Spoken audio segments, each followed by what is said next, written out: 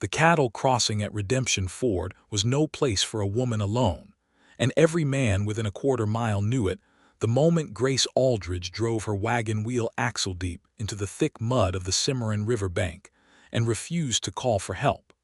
She had been fighting it for 20 minutes. 20 minutes of rope work and leverage and cursing under her breath, while the August sun hammered down on the Texas panhandle like a punishment from God. Her dress was soaked through at the hem, her boots were buried past the ankle in brown river silt, and her auburn hair, which she had pinned up so carefully that morning, had surrendered entirely and fallen across her shoulders in tangled ropes. The river current pushed against the wagon's rear wheels with patient, indifferent force. Her 2 draft horses, a matched pair of gray roans she had bought with the last reliable money she possessed in this world, strained in their collars and found nothing solid to push against. 3 cowboys had already ridden past her on the opposite bank. She had seen them slow. She had seen their eyes take the measure of her situation with the casual calculation men used when they were deciding whether a woman's distress was an opportunity or an inconvenience. She had not looked at them long enough to invite either interpretation. She had kept her eyes on the rope in her hands, on the angle of the wheel, on the equation of weight and mud and water pressure that she was absolutely, positively going to solve on her own. She was Grace Aldridge. She had crossed 900 miles of open country by herself after her husband died in Abilene, owing money to people who had no patience and fewer principles. She had sold the house, paid the debts, kept 2 horses, 1 wagon, and enough dry goods to start over somewhere that did not know her name or her history. She did not wait for help because waiting for help had never once in 31 years of living produced anything she had not eventually had to undo by herself anyway. Then the right rear wheel cracked. Not broke clean, not collapsed entirely, but cracked through the spoke with a sound like a rifle shot, and the wagon lurched sideways, and the left roan let out a sound that was almost human in its panic. And Grace Aldridge felt for one single honest second the cold certainty that she was going to lose everything she had left in the brown water of the Cimarron River. It was in that moment that she heard hoofbeats from the far bank and looked up for the first time and saw Paul Morgan riding toward her as if the river were not even there. He did not slow at the bank. He put his horse directly into the current at an angle that used the flow instead of fighting it, riding a big dark bay gelding that clearly trusted him with the kind of absolute faith that took years to build. He carried a coiled rope on his saddle horn, and he had it out and moving before his horse had found footing on her side of the river. He threw it to her without a word of greeting, without a question, without the particular brand of male commentary that women at the end of their rope in every sense did not need to hear. She caught it. That was not instinct. That was a choice. Grace Aldridge let herself catch the rope that Paul Morgan threw, and in the geography of her pride, that small motion cost her something she had not expected to pay. But she caught it, and she held it, and she looped her end around the wagon's front axle brace with the kind of knot that told him immediately she was not a woman who needed the knot explained to her. He saw that. She could tell by the way his expression shifted, just fractionally, from the focused competence of a man solving a problem to something more alert, more curious. He tied his end to his saddle horn, spoke one quiet word to his bay, and the horse leaned into the pull with a power that was extraordinary to witness. The wagon did not come free immediately. The mud had too good a grip for that. But the angle changed. The pressure on the cracked wheel eased. Grace went back into the water up to her knees and got her shoulder under the wheel hub, which was something she had been trying to do for 20 minutes without success. And this time, with the rope pulling the wagon nose forward instead of sideways, she found the leverage she needed. The wheel came free with a sucking, gasping release that sent brown water sheeting across her bodice and made her stagger backward laughing before she could stop herself. The laugh surprised them both. Paul Morgan, still mounted, the rope still taut between his saddle horn and her axle, looked at her with an expression she would spend the next several weeks trying to accurately name. It was not pity. It was not the self-congratulatory satisfaction of a man who had saved someone. It was something quieter than both of those things and considerably more dangerous. He dismounted and began working the rope loose from his saddle horn. "Axle brace looks sound," he said, which were the first words he had spoken since he arrived. "I know," she said.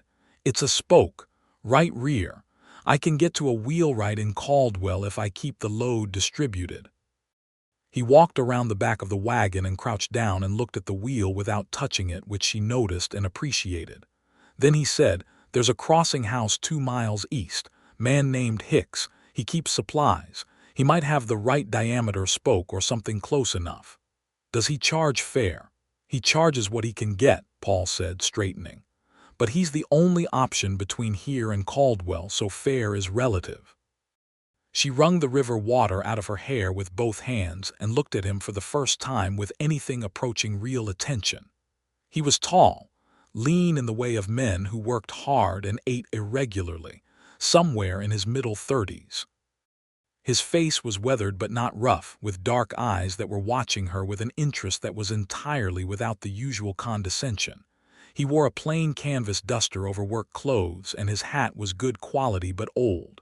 The bay gelding behind him blew out through his nose and stamped once, impatient with standing still. "Thank you for the rope," she said, "and the information about Hicks." "You're welcome for both." He paused. "I'm Paul Morgan. I run cattle on the Anchor T spread about 8 miles north." "Grace Aldridge," she said.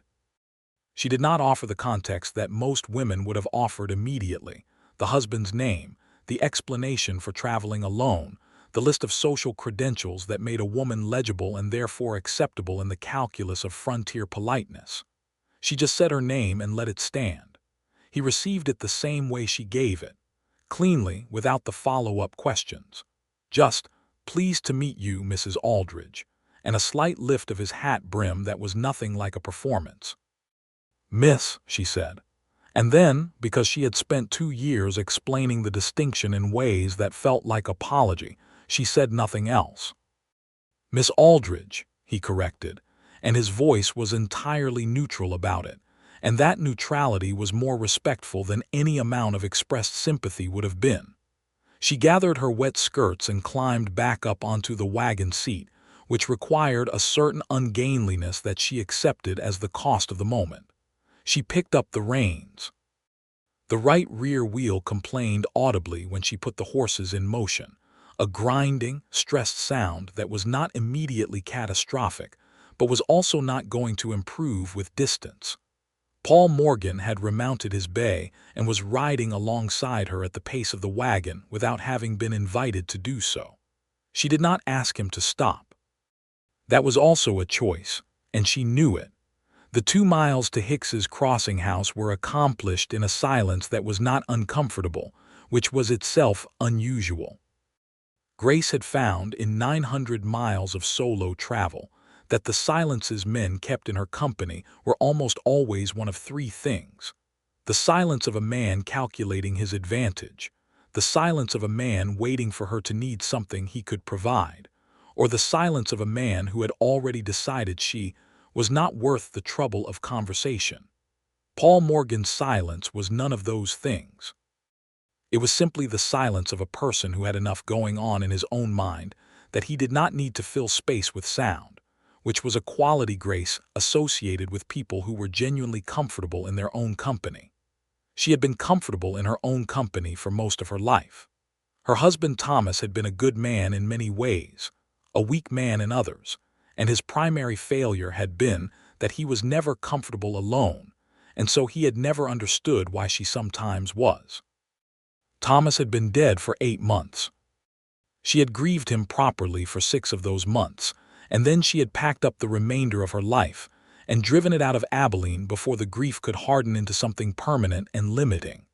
Grief, in her experience, was best worked through in motion. Hicks's crossing house was a low, broad structure of timber and sod that looked like it had grown out of the Kansas earth rather than been built on it. There were corrals to the east, a smoke shed, a well, and a half-dozen horses in various stages of rest and work. A man emerged from the main building as they pulled up, short and broad with a red beard, and the careful eyes of someone who had been in business long enough to know that strangers came in several varieties. "Broken spoke," Paul said, without preamble. "Right rear. She needs something in the 20-inch range if you've got it." Hicks looked at the wheel and then looked at Grace with the kind of appraisal that was professional rather than personal. "Might have something. Came in off a Santa Fe wagon last month, left me 3 good spokes in trade for a meal and a night's rest. Let me look." He went away into his shed. Grace climbed down from the wagon and stretched her back, which had been holding a tension she had not let herself acknowledge for the last 2 miles. The cracked wheel was worse than she had initially assessed. Up close, in better light, she could see that the crack ran deeper than the outer surface, and the stress was propagating through the grain of the wood in a way that meant Caldwell was probably 2 days and 30 miles too far without intervention. "I want to look at that wheel," she said, to no one in particular.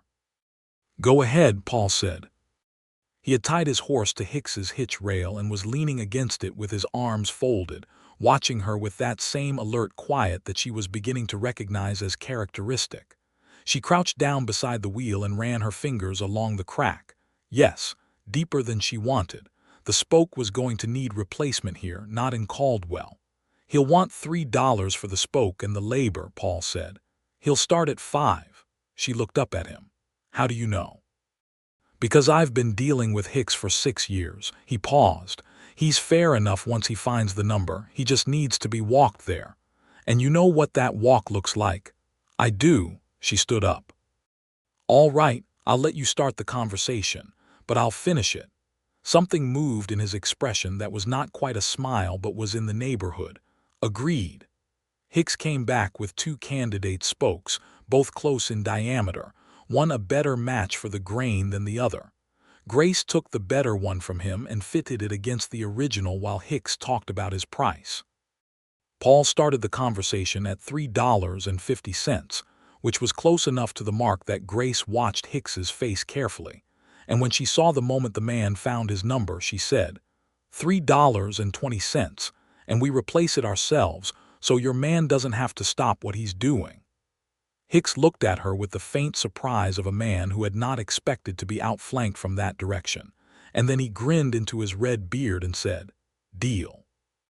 They replaced the spoke together. This was also not a planned thing. It was simply that Paul was already there, and he had a pry bar in his saddlebag that made the work easier. And Grace had the hands and the mechanical understanding of someone who had been maintaining her own wagon for 6 weeks. And between them, the job took 40 minutes instead of the hour and a half it would have taken her alone. It was in those 40 minutes, working close together in the shade of Hicks' shed, that Grace Aldridge began to understand that Paul Morgan was a problem. Not a dangerous problem.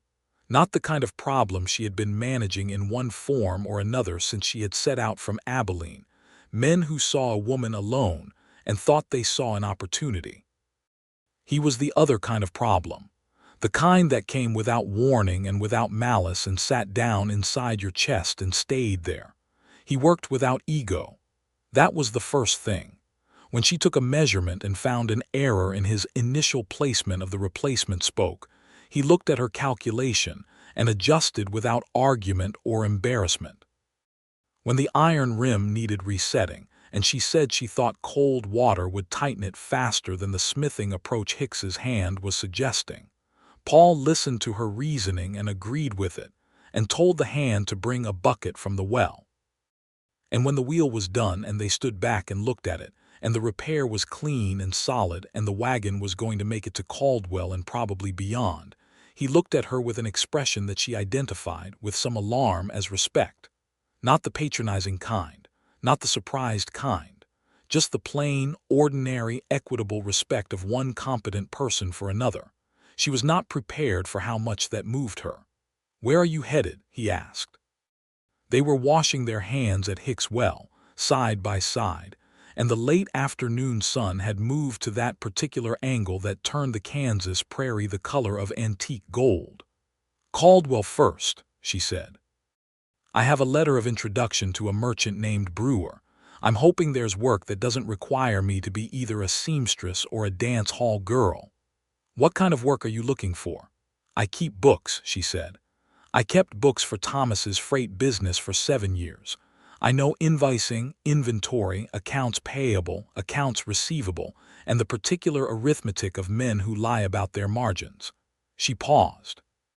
I can also drive a wagon, as you've seen, and I can read a map, and I can negotiate, which you've also seen. Brewer's a decent man, Paul said. Honest enough by territory standards. He might have something. She dried her hands on the rough linen cloth Hicks kept by the well. Do you know everyone between here and Caldwell? Most of them, he said. I've been working this country for 12 years. You know people or you don't survive. She looked at him then directly, with the particular kind of assessment she had been holding back, the kind that went past the surface information of height and age and occupation, and tried to read the quality of the person beneath. He held her gaze with an evenness that said he understood he was being assessed and did not find it threatening. Why did you help me? She asked.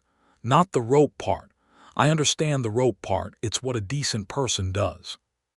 But you've ridden 2 miles out of your way, you've spent 40 minutes on my wheel, you've volunteered information about Hicks and Brewer. That goes beyond the rope. He was quiet for a moment. Not the quiet of a man searching for a convenient answer, but the quiet of a man deciding whether to give the true one. Because you didn't ask, he said finally. Every other person I've helped at that crossing asked. You were just working the problem. I've never seen a woman alone at the Cimarron working the problem like that. I was curious what you were going to do next. She felt something in her chest shift, like a window opening onto air she had not known was there. And now, she asked, are you still curious? More than when I started, he said, and there was no coyness in it at all, just plain truth delivered plainly. And she found that extraordinary in the way that rare things are extraordinary, not because they are decorated but because they are exactly what they appear to be. She paid Hicks $3.20 and climbed back onto her wagon. The horses were rested and ready, and the repaired wheel held true on the first revolution, and the evening was coming in gold and rose over the flat grass of the Kansas plain. Paul Morgan untied his bay from the hitch rail. I'll ride as far as the Anchor T turnoff, he said. The road to Caldwell gets complicated past the split junction. I can put you on the right branch. She should have said that she could find her own way. She had found her own way through 900 miles of complicated country. But she thought about what it would mean to have company on the evening road, real company, the kind that did not require management or performance, and she said, all right. They rode through the gold evening together, and he pointed out the fork in the road where she should bear left, and where the creek crossing had a soft bottom that a wagon should take at an angle, and where a grove of cottonwoods marked the beginning of the stretch of good road that would take her cleanly into Caldwell. He told her these things as information, not as instruction. There was a difference, and she felt it clearly. At the Anchor T turnoff, he stopped his bay and she stopped her wagon, and the last light was doing something remarkable to the prairie all around them, making it look like the beginning of something rather than the end of a day. Caldwell's about 4 miles, he said. You'll make it before dark. I know, she said. Thank you, Mr. Morgan, for the rope, for the wheel, for the road. Paul, he said. She looked at him. My name, he said. Paul, if we're thanking each other for things. She felt the smile before she could stop it. Thank you, Paul. I ride into Caldwell most Fridays for supplies, he said. Brewer's store is where I start. If the job works out, I imagine I'll see you there. If it works out, she said. It will, he said, with the simple certainty of a man who had read the situation clearly and was not given to false modesty about his assessments. Then he touched his hat brim and turned his bay north, and she watched him go for a moment longer than was strictly necessary before she put her horses in motion and drove toward Caldwell. She did not know, in that moment, what was beginning. She knew that something was, which was itself more than she had known for 8 months. Caldwell in the fall of 1879 was a town in the full noise of its own becoming. It sat at the Kansas border, 90 miles south of Wichita, at the end of the Kishom Trail, and the cattle trade that moved through it kept it in a state of perpetual, barely controlled chaos from spring to late autumn. There were hotels, saloons, dry goods stores, a newspaper, a barber, a dentist, a lawyer, 2 competing churches, and a population of cowboys, merchants, farmers, gamblers, and various ambitious persons who had concluded that the frontier was the place where ambition still had room to operate. Grace found lodging at a boarding house run by a widow named Emmeline Voss, a capable woman of 50 who had built her establishment on the principle that cleanliness and a hot breakfast were worth paying for, which they were. The room was small and north-facing and cost $2 a week, which was reasonable. The following morning, Grace presented her letter of introduction to Elias Brewer. Brewer was a small, precise man with spectacles and an accountant's mind inside a merchant's body, which meant he thought carefully about money in all its forms. He read her letter, which had been written by a banker in Abilene named Clarence Webb, who owed Thomas Aldridge a professional debt, and had discharged it with this introduction. And then he looked at Grace over his spectacles with the expression of a man doing rapid calculations. "Webb says you kept books for a freight operation," he said. "7 years," she said. 40 to 60 accounts at any given time. I reconciled monthly, audited quarterly. I can show you the methods I used if you have a half hour. She had thought to bring a sample ledger. She had anticipated this question because she had spent the night before the meeting thinking through exactly what Brewer would need to see before he trusted her with his numbers. She set the ledger on his counter and opened it to a reconciliation page and watched him look at it, and saw the moment his expression changed from calculation to genuine interest. "I've been keeping my own books," he said. "Or trying to. I'm a merchant, not a mathematician." "The books show that," she said, which was honest rather than cruel, and he received it the same way. "Your October entries are missing the freight surcharge column entirely. That's money you've paid but haven't reconciled against revenue." He looked at the page she indicated, then he looked at her. "How much did I lose?" he asked. "About $14 in October alone," she said. "I haven't looked at the full year." He closed his eyes briefly. Then he said $8 a week, 6 days, 7 to 5 with a half-day Saturday. It was not a question. She said 8.5. He opened his eyes. 8.25. "Done," she said. She started that Monday. The work was not glamorous, and it was not easy. Brewer's books were in a state that was somewhere between disorganized and actively misleading, not through dishonesty on his part, but through the cumulative confusion of a man who understood merchandise and trade routes and supplier relationships, but who found numbers fundamentally uninteresting. Grace spent the first 2 weeks in a kind of intense archaeological excavation of his accounting, digging back through the year's records and building the actual picture of his business's finances from the fragments of incomplete information scattered through his ledgers. It was the kind of work she was good at, work that required patience and precision, and the ability to hold a large number of simultaneous variables in ordered relationship to each other. She was happy doing it in the particular way that people are happy when their abilities are being fully used. She also began to understand the town. Caldwell had its rhythms and its hierarchies, its factions and its loyalties, its dark history and its current politics. The cattle trade brought money, but it also brought violence, and the two were never very far apart. The Kishom Trail cowboys who came through in the season were a population unto themselves, subject to their own laws and customs, and the tension between the permanent community of Caldwell and the transient population of the trail was something that ran under the surface of every ordinary transaction. There was also the question of the ranchers. The men who had established spreads in the territory and on the Kansas side of the border were a class apart from the trail cowboys, wealthier and more permanent, with the specific concerns of men who had invested everything in land and livestock. Paul Morgan was one of these men. She knew that before she saw him again, because the name Morgan and the Anchor Tea came up in Brewer's accounts in the first week. He ran a substantial operation. 60 head of cattle was not a large herd by the standards of the major spreads, but the Anchor Tea's books, visible in Brewer's receivables, showed the kind of careful, consistent management that spoke of a man who knew exactly what he was doing. She was thinking about this in an abstract professional way that she kept firmly in that register and no other, when he walked through Brewer's front door on a Friday afternoon 6 days after she had started work.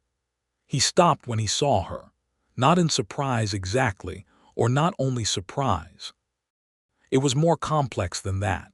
"You're still here," he said. "I work here," she said, "since Monday."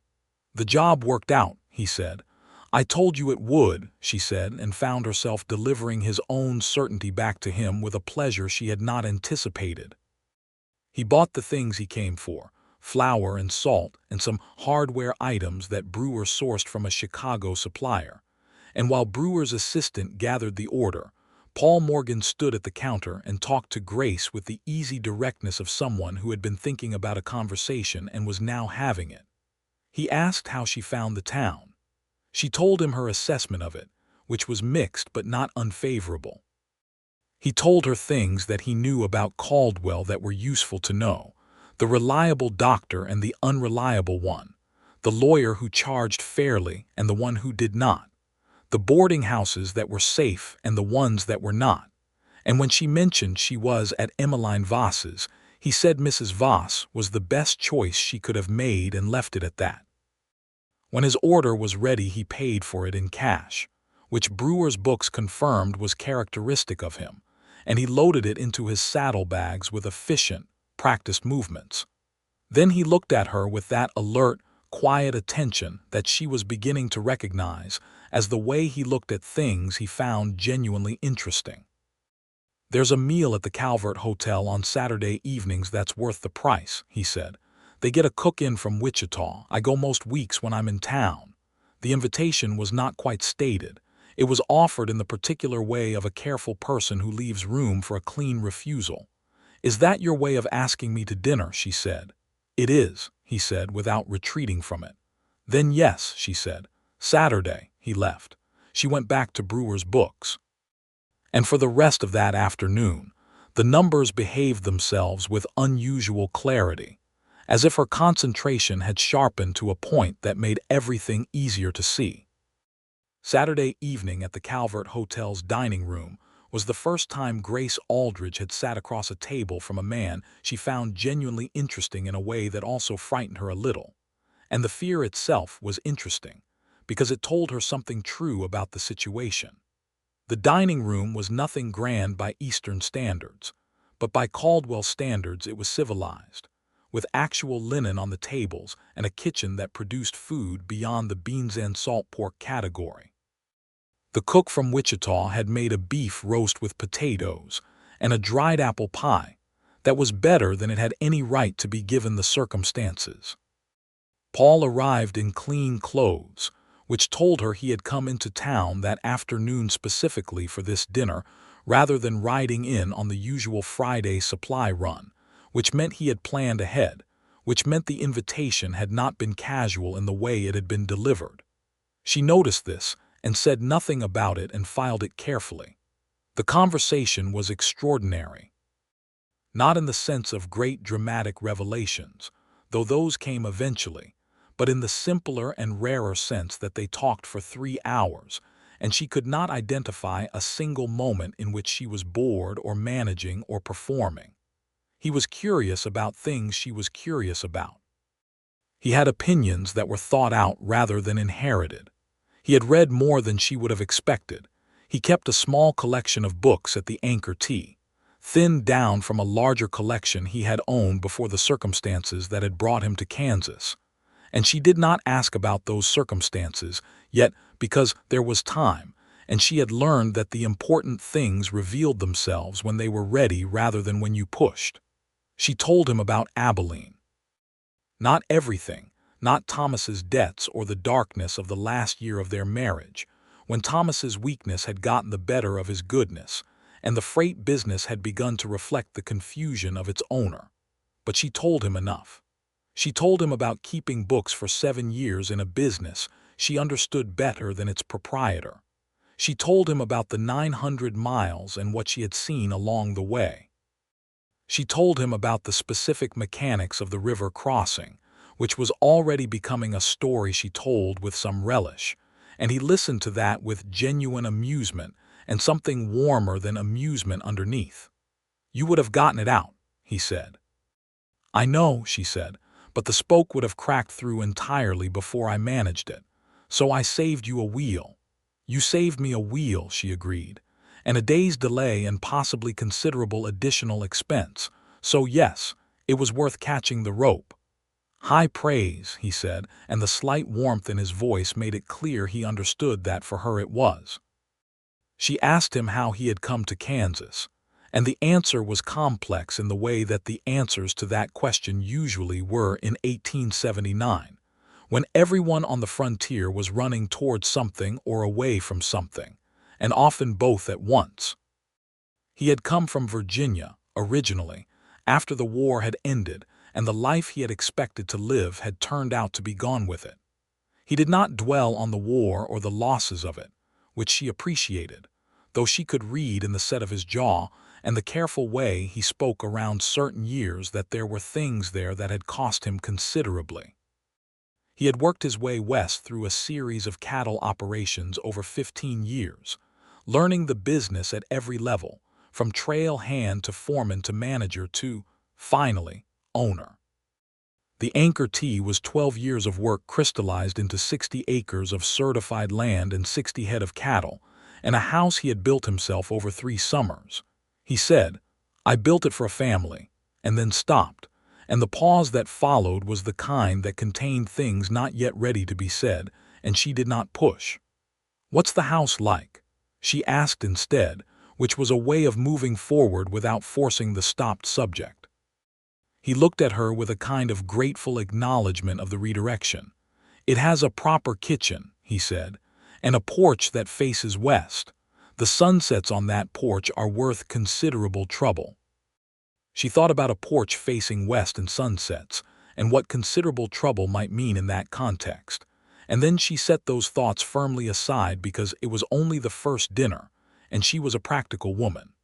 They walked back to Mrs. Voss's boarding house together through the Caldwell night, which was in the full noise of its Saturday personality, cowboys and music, and the specific boisterous energy of a cattle town with money in its pockets. He walked between her and the street in the old-fashioned way, which was protective without being controlling, and she let him because the gesture was genuine rather than performative. At Mrs. Voss's gate he said good night and touched his hat and said he would be in Caldwell the following Friday. "I know," she said. "You come every Friday." "Now I have 2 reasons," he said, and walked back toward the hotel where his horse was stabled, and she stood at Mrs. Voss's gate for a moment in the cold October air and felt the specific vertigo of a woman who is beginning to fall for someone and knows it, and is not entirely sure whether to be terrified or grateful. She was both. The two were not mutually exclusive. October became November in the way of Kansas autumns, which is to say abruptly and without ceremony. The cattle season wound down and the trail cowboys went south with the last of the herds, and Caldwell contracted back into its winter self, quieter and colder, and more honest in that particular way that places become honest when the seasonal money is gone, and only the people who truly belong remain. Grace's work at Brewer's had expanded. She had found 3 additional accounting errors in his books, each substantial, and the cumulative picture she had built of his business over the year was one that showed him to be considerably more profitable than he had believed himself to be, once the numbers were correctly assembled. He had given her a raise to $10 a week in November without her asking for it, which was a gesture she received as the purest form of professional validation. She had also found her footing in the town. Mrs. Voss introduced her to the women of the community's more permanent class, the wives of merchants and the doctor and the pastor, women who were building something lasting in a difficult place, and who had the kind of practical intelligence that the frontier required of everyone who survived it. They received Grace with the careful assessment that women used with other women, measuring her for various qualities: independence balanced against community participation, competence balanced against cooperation, and apparently finding her acceptable because by November she had been invited to 3 separate households for Sunday meals. She told Paul about this on a Friday evening in late November. They had developed a habit, in the week since the Calvert dinner, of eating together when he was in town on Fridays, sometimes at the hotel, sometimes at a small cafe that had appeared on the main street with dubious aspirations toward Mexican cuisine. The conversation had deepened week by week in the way of conversations between people who are genuinely interested in each other and have no reason to perform. She had told him about Thomas, not to explain herself or to ask for sympathy, but because the story was relevant to understanding her, and she had reached the point where she wanted to be understood by him accurately. Thomas had been a good man who loved her and who could not manage his own weakness, and the freight business had been the victim of the weakness, and she had stayed because she had believed in him until the belief became something she was maintaining by will alone rather than evidence. And when he died of a fever in the summer of 1878, she had grieved him genuinely and completely, and the grief included grief for the marriage they had not quite managed to be. Paul had listened to all of this with the full, quiet attention that she had come to recognize as one of his most characteristic qualities. He did not offer reassurance or judgment. He simply received the truth she was giving him and held it carefully. Then he told her about Virginia. He had been engaged before the war. A woman named Caroline who had died of typhoid in 1863 while he was somewhere in the chaos of the Virginia campaigns.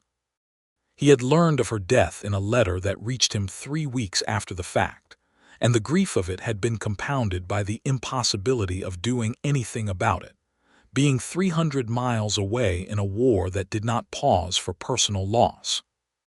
He had carried that grief across 15 years and 3,000 miles, and it had not left him exactly, but it had become part of the architecture of who he was rather than an active wound.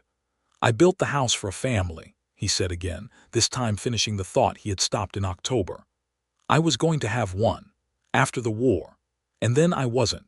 And then 12 years went by and I built the house anyway because the plan wasn't wrong just because the person was gone."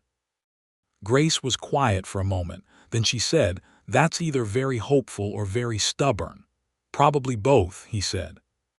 She looked at him across the small table of the cafe with its dubious pretensions, and she thought about a house with a west-facing porch and 12 years of patient waiting for something to catch up with a plan, and she felt the vertigo again, sharper this time because she was beginning to understand the shape of what was happening between them. "Paul," she said, "yes. I'm not entirely sure what we're doing." "I am," he said, "but I'm not going to say it before you're ready to hear it, so I'll wait." She looked at him for a long time, then she said, "I appreciate that more than I know how to tell you." "You don't have to tell me," he said. "I can see it." December arrived with a blizzard that pinned Caldwell under 2 feet of snow for 11 days and made Friday trips from the Anchor T impossible. The silence of those 11 days was instructive to Grace in the particular way that absences are instructive, showing her exactly what had been present by the specific quality of what was missing. She wrote Paul a letter. She had not planned to do it. She was sitting at Mrs.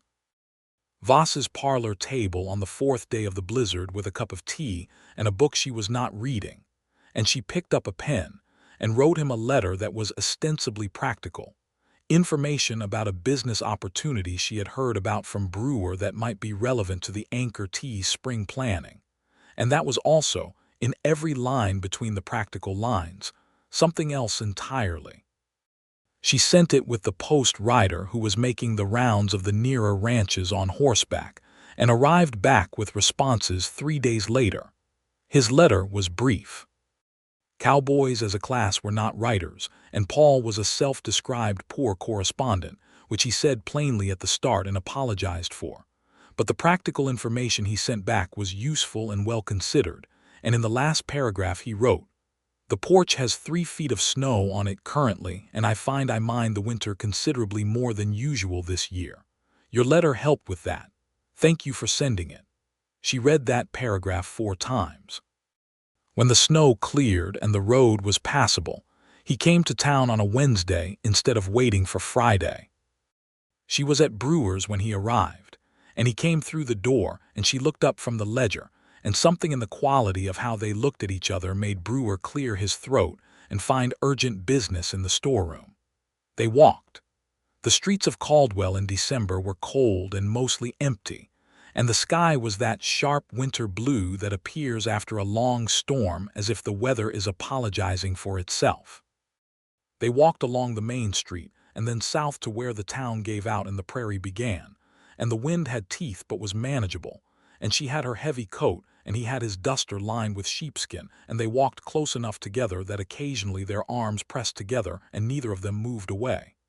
"I missed the Friday conversations," she said. "So did I. It was only 11 days. "Yes," he said, in a tone that acknowledged that 11 days had been surprisingly significant. She stopped walking. They were at the edge of town, looking south across the flat white expanse of the winter prairie, and the distance was enormous in the way that only the Great Plains managed, a scale of space that made everything else feel appropriately small. "I need to say something," she said. "All right." She turned to face him. He was watching her with that full, quiet attention, and there was something in his eyes that was not quite his usual evenness, something more open and more vulnerable and more present than his careful composure usually allowed. "I came to Caldwell to build a life," she said, "not to fall in love. I had worked out a plan that did not include this particular variable, and I want you to know that I am fully aware of the irony of a woman who is good at arithmetic failing to account for a variable this significant." He was very still. "I am also aware," she said, "that I have not handled a variable this significant before without making at least one serious error in judgment, and that awareness makes me careful in a way that might read as cold. It isn't cold. It's fear, which is different." "I know," he said. "You know. I've been watching you be careful for 2 months," he said. "I've seen what's underneath the care. I told you I would wait until you were ready to hear it." "Are you ready?" She took a breath of cold December air. "Yes. I love you," he said, plainly, without decoration. The way he gave everything as the precise thing it was, with no additional material around it. The world did something she had not expected. It did not shake or transform. It simply settled, the way something does when it reaches the position it was always moving toward. She felt it as a physical sensation, a kind of release of tension she had been carrying for so long she had forgotten it was not just the normal state of things. "I love you too," she said. "I've been frightened of that for at least 6 weeks." He reached out and took her hand, which was the first deliberate touch between them, and his hand was warm even through both their gloves, and the warmth of it ran up her arm and into the center of her chest. "What do we do with it?" she asked. "I would like to ask you to marry me," he said, "but I think it's too soon and I don't want to frighten you back behind the carefulness." "It's too soon," she agreed, "but I want you to know that when it is time, the answer will be yes." He looked at her for a long moment with an expression that contained more emotion than she had yet seen on that careful, weathered face. And then he raised her gloved hand to his lips and pressed a kiss against her knuckles that was both formal and completely sincere. And she thought that the blizzard and its 11 days of absence had been worth it for this exact moment. They walked back to town in the winter light, still hand in hand, and the town of Caldwell, if it noticed them, said nothing about it, being a place with enough of its own business to attend to.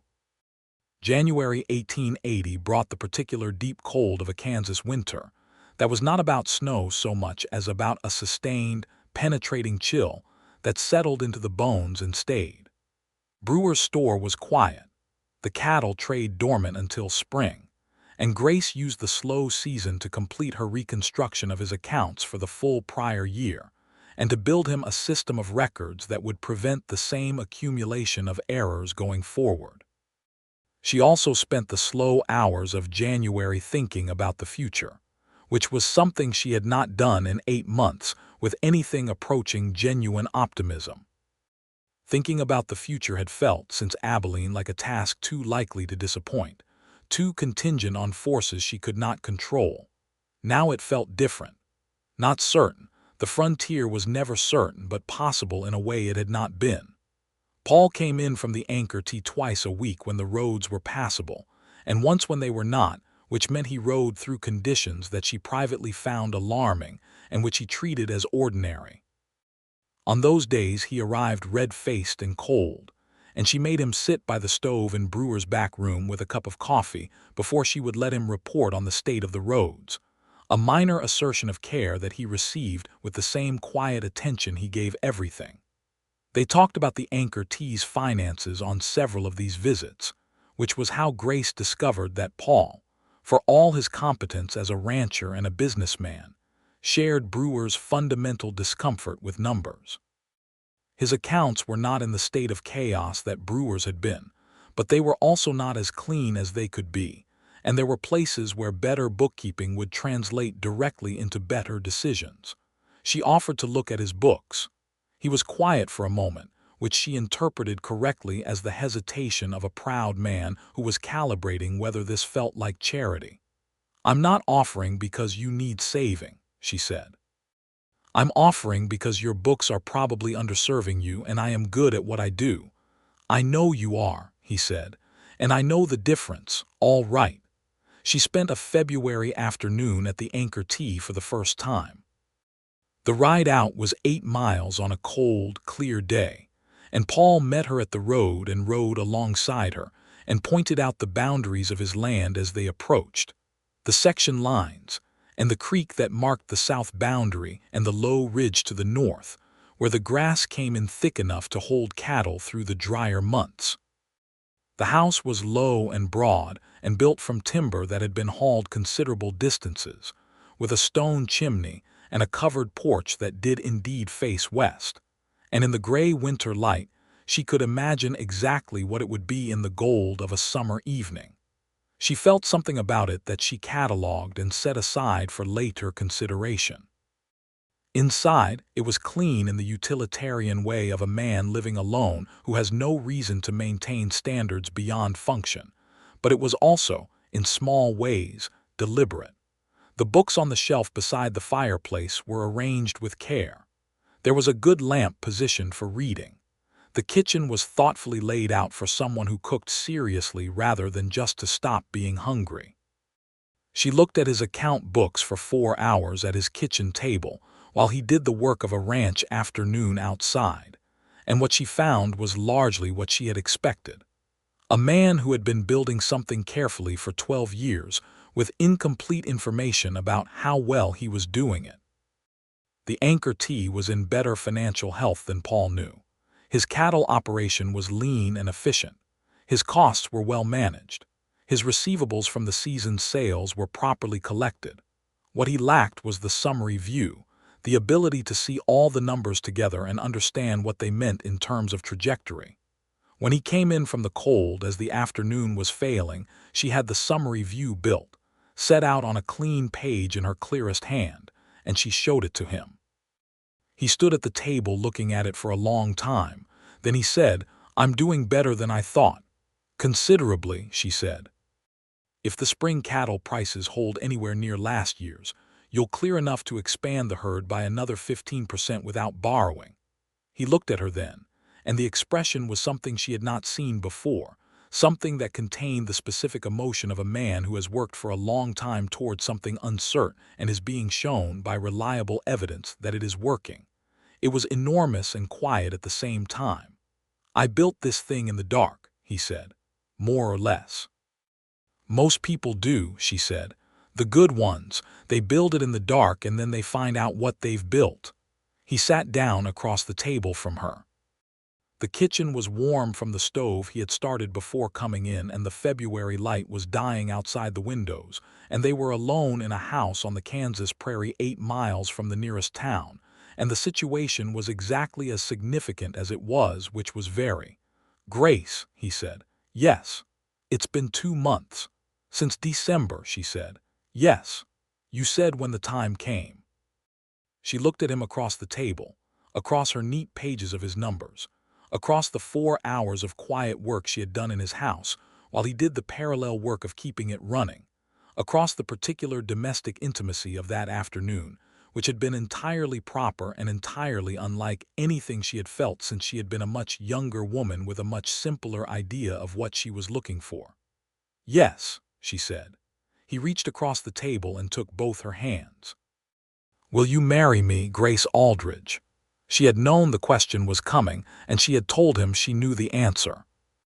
But when it arrived in the quiet of his kitchen with the prairie dark outside and the stove warm and his hands holding hers, she felt the enormity of it as new, as if her prior certainty had been theory and this was practice. "Yes," she said, "I will." He looked at her for a long moment, and then he said, "Thank goodness," with such complete and unguarded relief that she laughed out loud, and the sound of her laugh in his kitchen seemed to fill the space in a way that suggested the space had been waiting for exactly that. He rode back to Caldwell with her that evening, because riding 8 miles alone in the February dark was not a reasonable thing, and he did not intend to let her do it. They rode side by side on the cold road and talked about the practical things, when to marry, where, how to arrange her life and his into a shared life that made sense for two people who were both, in their different ways, accustomed to managing their own affairs. They married in March, in Caldwell's Methodist Church, in a ceremony that was small by any standard and exactly right by theirs. The witnesses were Elias Brewer and Emmeline Voss, who had apparently known since October that this was going to happen, and had said nothing to anyone with a restraint that Grace found characteristically impressive. Mrs. Voss gave them a quilt she had made herself over the winter, a double wedding ring pattern in the colors of autumn wheat and prairie sky. Brewer gave them a set of ledgers with the Anchor Tea's name embossed on the covers. Paul gave Grace a ring that had been his grandmother's, a narrow gold band with a small engraved pattern of leaves, brought across the continent in his shirt pocket for 12 years against the possibility of eventually needing it. When he put it on her finger in the cold stone church with the March wind pressing against the windows, he said, "It was waiting for you specifically." And she believed him, and the belief did not frighten her at all. Spring came to the Kansas prairie with the particular violence of the season in that country, storms and warmth and mud, and the sudden explosive green of new grass coming up through the winter-flattened old. The Cimarron ran high with snowmelt, and the cattle crossings were treacherous for 6 weeks, and the Kishom Trail filled again with the northward movement of the season's herds. Grace Aldridge Morgan, which was now her name, and which she had decided she liked the architecture of, made the 8-mile ride from Caldwell to the Anchor Tea for the last time as a commuter in the middle of April, and arrived at the house that faced west with a wagon of her possessions, and a sense of occasion that she held privately rather than expressing it in any way that would embarrass herself. Paul was at the porch when she arrived.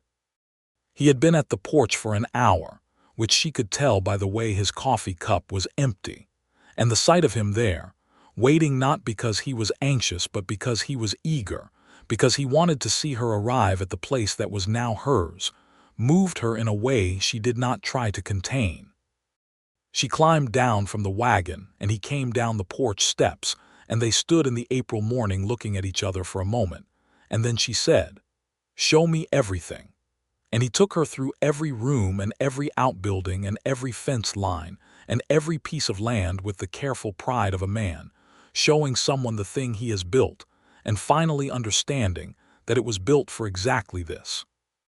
Setting up a shared life between two self-sufficient people who had both been managing alone for a long time required negotiation, humor, and a significant amount of patience, and they managed all three. Grace took over the Anchor Tea's accounts with the same systematic thoroughness she had applied to Brewer's books, and the clarity of information this produced changed the way Paul made decisions in ways that were immediately visible in the spring's planning. She continued doing brewer's books on a part-time basis, riding into Caldwell twice a week, because the work was good work and the income was useful, and because she was not a woman who reduced herself to any single definition. Paul accepted all of this without friction, which she had expected from her knowledge of his character, but which she experienced with relief anyway, because expectation and experience are different things. He did not have opinions about how a wife should occupy her time that were in conflict with how she actually occupied hers. He had opinions about what worked and what didn't based on evidence, and the evidence showed him a partnership that was more capable in combination than either of them was separately, and this satisfied his practical mind entirely. The summer of 1880 was a good one by the measure of the cattle trade.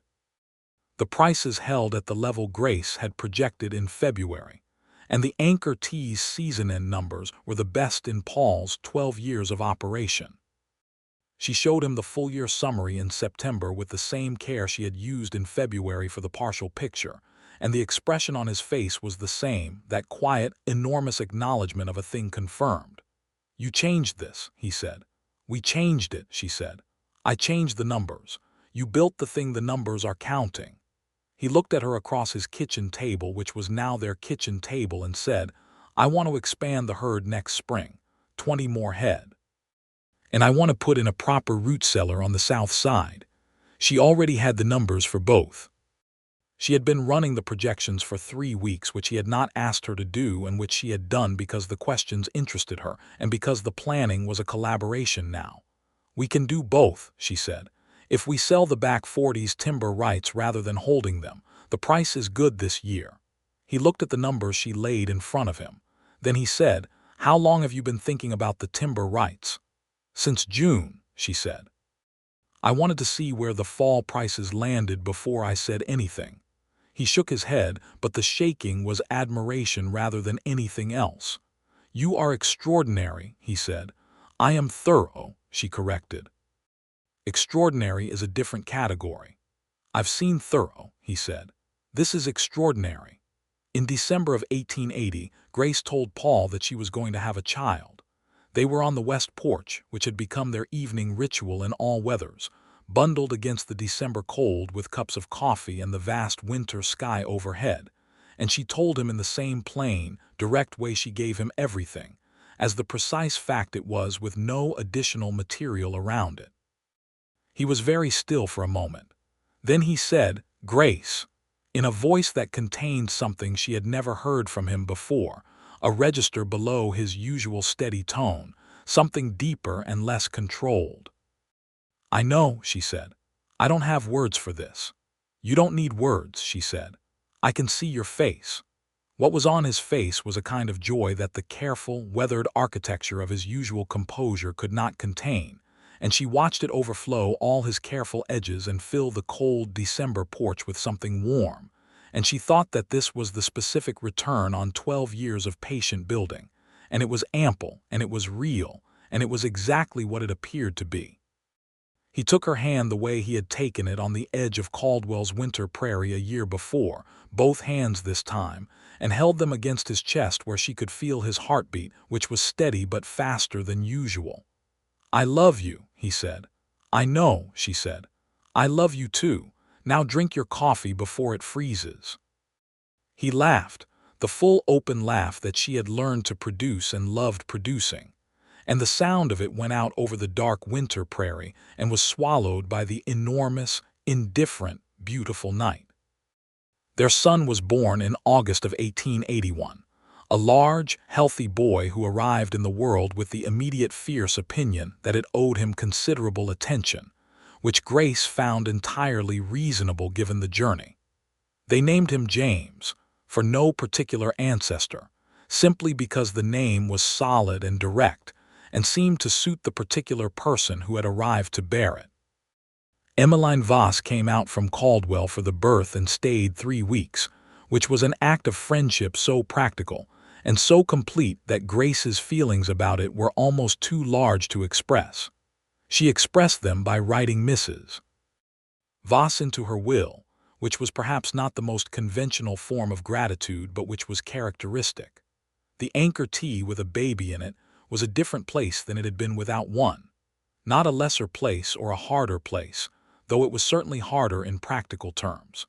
A different place, as if a frequency that had previously been theoretical was now audible, something beneath the ordinary sounds of the ranch that was now present and constant, and gave the ordinary sounds new meaning. Paul Morgan with a baby in his arms was something Grace had not fully imagined, and could not have imagined accurately without seeing it. The gentleness he brought to everything he found genuinely important was amplified to a quality that was almost reverential, and the big, weathered hands that could set a wagon spoke and throw a lasso and drive cattle in a storm became, around James, instruments of extraordinary delicacy. She watched him carry their son across the west porch in the summer evenings, showing him the sunsets that were worth considerable trouble, and she thought that the plan had been right. Not in spite of the grief and the loss and the dark years between the plan and its fulfillment, but including them, because the person Paul was now had been shaped by all of it, and the person she was now had been shaped by all of hers, and the two people thus shaped had made something that neither of them could have made separately or earlier. James was 6 months old when Grace discovered she had made an error in the Anchor Tea's spring accounts, a genuine error, a transposition in the livestock inventory that had overstated the herd count by 8 head. It was not a catastrophic error. It had no serious financial consequence. But it was an error, and she found it in a Tuesday afternoon audit with the same precision she found all errors, and she corrected it and noted it in the margin and showed it to Paul that evening. He looked at the correction. So the count is 8 fewer than we thought. Yes, I apologize, I was distracted in April. He looked at her with that particular expression. James was 3 weeks old in April. That's the distraction I mean. He set down the ledger and said, Grace, you kept books for a freight company for 7 years. You rebuilt 2 separate men's accounts from near disaster. You've managed the Anchor Tea's finances for a year and a half, and this is the first error I've found, and you found it yourself, and it makes no actual difference to anything. 3 weeks postpartum is not an excuse I'd have thought to offer on your behalf, and I'm not going to accept it as an indictment from you. She looked at him for a moment. Then she said, that is the most thorough defense of an 8-head discrepancy I have ever heard. I have strong feelings about people holding themselves to standards they would never hold anyone else to, he said. I know, she said. It's one of the reasons I married you. What are the others? She counted on her fingers. You throw a rope well. You don't explain things to me that don't need explaining. You built a house with a west-facing porch. You waited. Until I was ready, she said. You waited until I was ready. That is not a small thing. He was quiet for a moment. Then he said, you caught the rope. She understood what he meant, that she had caught what he threw and held it and let it do what it was meant to do, that the waiting on his side and the catching on hers had been 2 halves of the same action. I did, she said. Best thing I ever threw, he said. By the spring of 1882, the Anchor Tea had grown to its expanded herd, and the root cellar was in, and the south fence had been rebuilt properly after a winter collapse. And Grace had taken on one additional client for bookkeeping, a hardware merchant named Ostrowski, who had heard from Brewer that she was the most reliable numbers person in Caldwell County, and who paid her accordingly. She made these arrangements with Paul's full participation and without friction, which remained, each time she noted it, a quality she was grateful for rather than taking for granted. There were women in Caldwell whose husbands managed their professional identities for them, and the management was not malicious. It was simply the ordinary assumption of the time that a married woman's time belonged to the shared enterprise of the marriage in a way that was defined by the husband's preferences. She knew enough of that world to understand the alternative she had been given. James, at 9 months, was already demonstrating a character that was more Grace's than Paul's in its impatience with being contained, and more Paul's than Grace's in its fundamental equanimity once the immediate frustration passed. He was a large, serious baby who looked at things with a focused attention that made people feel assessed, which they were. In the summer of 1882, Grace rode the 8 miles to the Cimarron River crossing specifically to show it to James, who was almost a year old and had no idea what he was being shown. She did not tell Paul where she was going, only that she was taking the baby for a long ride while Paul managed the fence inspection on the north quarter. He said to be back by supper, which was his equivalent of a cautious inquiry about her plan, and she said she would. She stood on the bank of the Cimarron and looked at the crossing where it had all begun. The river was low in the August heat, nothing like the high crossing of 2 years ago. The mud that had caught her wheel was dry and cracked. The opposite bank was empty. She had driven her wagon into this crossing alone with a broken wheel and no intention of asking for help, and a plan that had been going to work, eventually, one way or another. And she had caught a rope thrown by a stranger, and it had turned out to be the best decision she had made in 33 years of making decisions.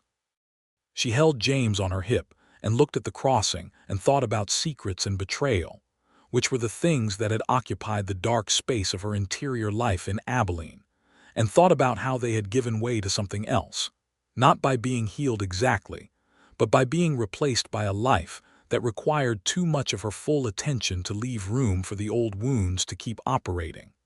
She thought about Paul's hands on the wagon rope, the efficiency, and the absence of condescension. She thought about the first dinner at the Calvert Hotel and the 3 hours of conversation. She thought about his face on the February afternoon when she showed him his own numbers, and he understood for the first time what he had built. She thought about the letter she had written during the blizzard, the letter that was practical on its surface and something else entirely underneath, and how the space between what a thing appeared to be and what it actually was had been, in her experience, where all the important things lived. James made an impatient sound, which was his way of indicating that the scenery was not sufficiently interesting and that he had suggestions for improvement. "All right," she said to him. "We'll go back." She turned her horse south toward the anchor tee, toward the house with the west-facing porch, toward the man who had thrown a rope and then kept riding alongside her at the pace of her wagon without being invited, and who had waited, with the specific patience of someone who understood that some things could not be rushed, until she was ready. The sun was beginning its long descent toward the western horizon as she rode back, and the prairie grass was gold all around her, and James, reassured by motion, was quiet against her chest with his serious eyes open and watching the world with the full attention of someone who had just arrived and found it promising. She was home before supper. The years that followed on the anchor tee were built of the particular stuff that real lives are made of, not the dramatic peaks and valleys of courtship and crisis, but the deep, accumulating texture of two people who have decided to build something together and are doing it, day by day, with the full application of everything they have. They had disagreements.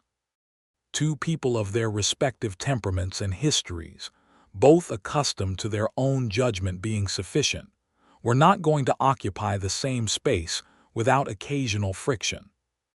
The friction was, Grace thought, honest, because it arose from both of them being genuinely present in the partnership, rather than accommodating each other with the kind of performed agreement that would eventually hollow out anything it protected. When they disagreed about the spring planting, they argued it through with full intensity and reached a solution that was neither of their original positions and better than both. When Grace wanted to take on a third bookkeeping client, and Paul thought the time commitment was more than she was accounting for, they negotiated, and she took the client on reduced terms, and he was right about the time, and she was right about the revenue, and both of those things were true simultaneously. When the anchor tee had a difficult winter in 1883, losing 11 head to a 3-day blizzard that came without warning and killed cattle faster than could be managed, Paul's grief over it was the grief of a man who had invested not just money but years of careful attention in each of those animals.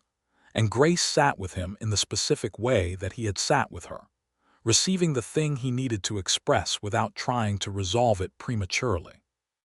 Then she worked out the financial implications for the following season with clear-eyed precision, and showed him a path through that did not require the emergency measures he had feared, and that was its own form of comfort, the comfort of someone who stands in the difficulty with you, and then helps you find the way out of it.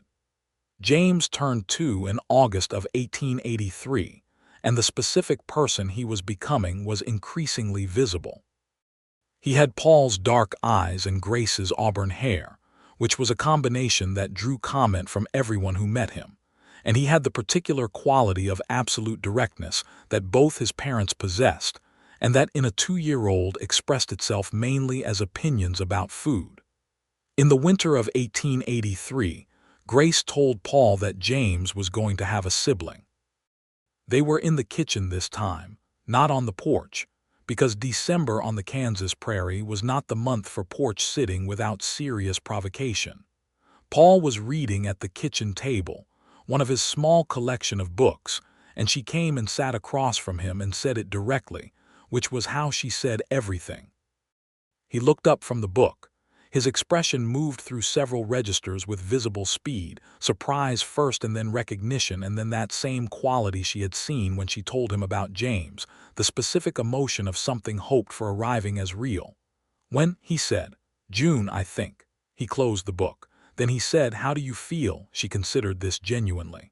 "Well," she said, "better than the first time, actually. I know more about what's coming."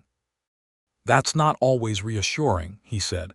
"In this case it is," she said. "I know what we're doing." He reached across the table and took her hand, the gesture that had started on the edge of a cold town in a winter that was 2 years gone, and said, "So do I." Their daughter was born in June of 1884, a small, fiercely healthy girl who arrived with considerably less drama than James had and considerably more hair, a full red auburn thatch that made the Caldwell doctor laugh in surprise.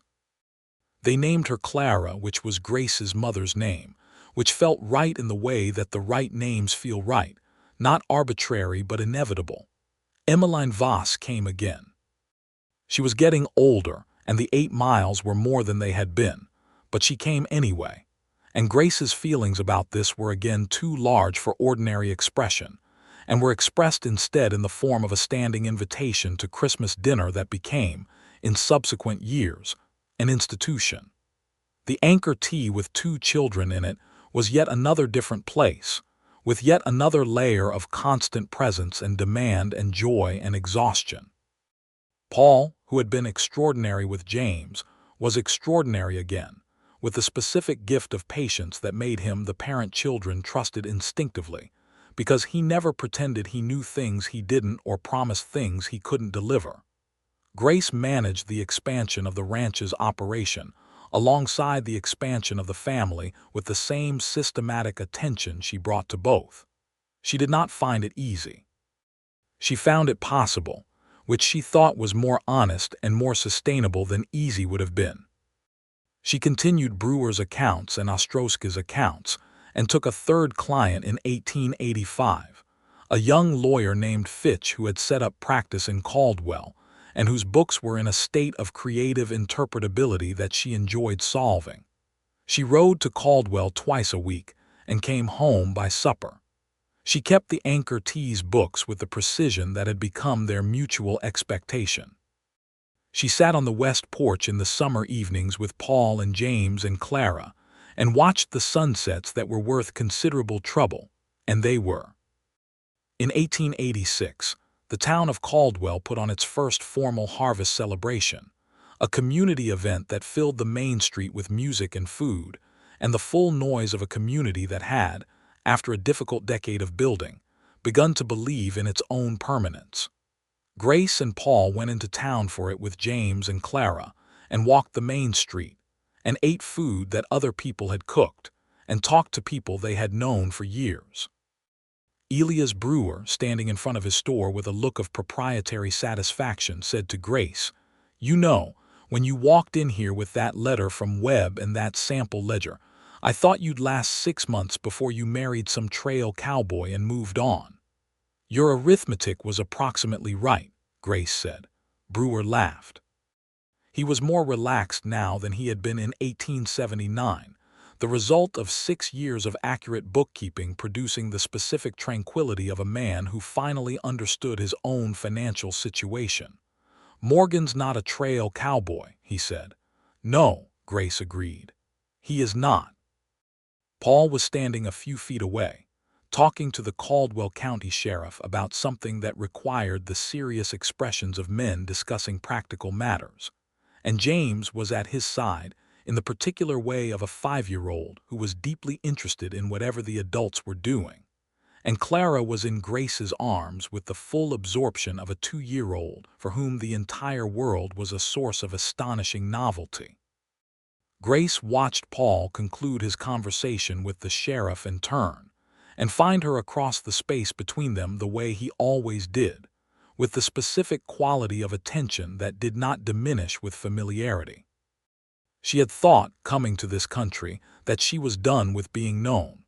She had thought that the particular kind of being known that her marriage to Thomas had required, the constant negotiation of his weakness against her strength, had used up whatever capacity she had for intimacy. She had been wrong about that, which was one of the most interesting errors she had ever made. He came to stand beside her in the harvest day noise and took Clara with the ease of a man who had been doing this for 2 years and accepted the full weight of the child against his chest, and Grace felt the particular deep happiness of her present life as a physical sensation, a warmth that was not dramatic and was not temporary. "Good day," Paul said. "Very," she said. "Brewer looks well."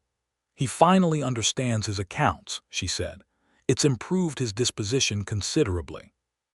Paul looked down at her with that expression she had been watching for 7 years now and still found new in it every time, the combination of humor and depth and warmth and the absolute attention of someone for whom she was interesting, genuinely and continuously interesting, which was the specific form of love that suited her best.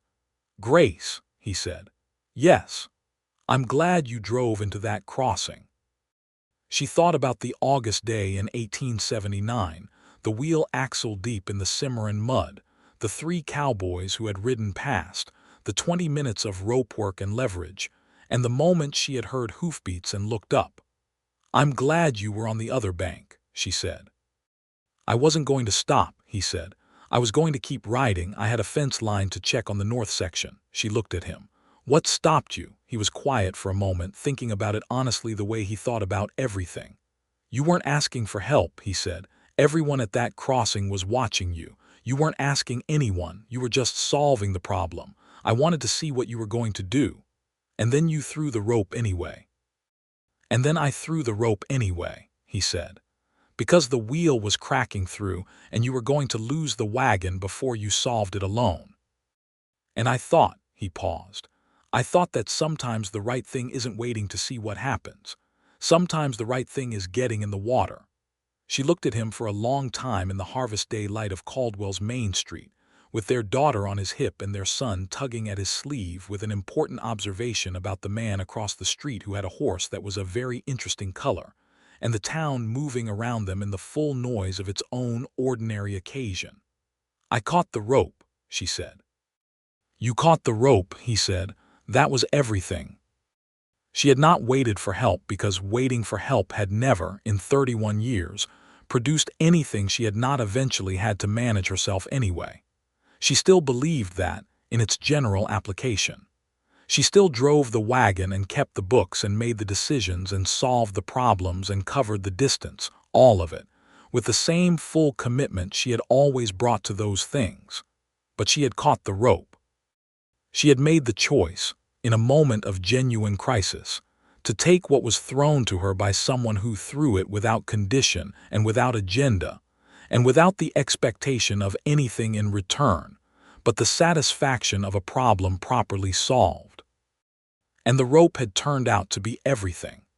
The harvest celebration went on into the evening, with fiddle music and lanterns hung between the buildings and the particular democratic joy of a community that had built itself out of difficulty and was pausing to acknowledge that it had worked. Grace and Paul sat on the steps of Brewer's store with James asleep against Grace's shoulder and Clara asleep in Paul's arms, the two of them too tired for anything except the specific content satisfaction of having done the day well. The music played. The lanterns swayed in the October prairie wind. The stars over Caldwell, Kansas in 1886 were the same stars they had been over the Cimarron River crossing in 1879, enormous and indifferent and beautiful, and beneath them, two people sat with their sleeping children and the full weight of a life they had built together, and neither of them needed to say anything at all. There was, in the years that followed, more building. The Anchor Tea expanded in 1888 to 100 head of cattle, the biggest operation in that section of the county. Paul hired 2 permanent hands and a seasonal worker, and the ranch moved from a single-man operation to something that required management of people as well as animals and land. Grace managed the payroll and the accounts with the same rigor she brought to everything. And when one of the permanent hands turned out to be less honest in his accounting of his hours than his employment required, she found the discrepancy before it became significant, and Paul handled it with the directness and fairness that were equally characteristic of him. James, who turned 7 in 1888, had decided he was going to be a rancher with the specific finality of a child who has observed something for years and concluded it is the correct occupation. He followed Paul at every available opportunity, learning the work from the ground up in the way that Paul had learned it, and Paul taught him with patience, and with the same absence of condescension he had always extended to people he took seriously, which included, now, his 7-year-old son.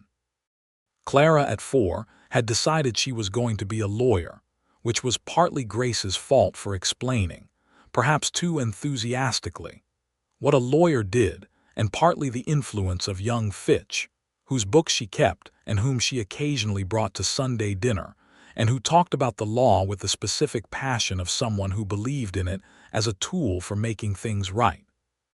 Clara had absorbed this and now delivered legal opinions on disputes between James and herself with an authority that was both exhausting and entirely entertaining.